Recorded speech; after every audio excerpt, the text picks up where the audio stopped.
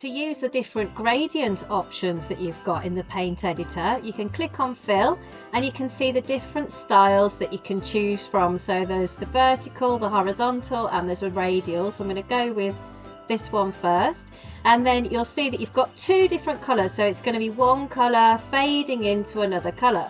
So you pick your first color, and what I can do is I can bring that saturation all the way up just so that I can see all of my colors really clearly. So I'm going to go with this yellowy one, and then the color that I want it to fade into is the right one. So again, it's black at the moment, so it's really tricky to see what color is happening here. So I'm just going to drag it up a little bit, and now I'm going to find my next colour that I want it to go into, and there we go.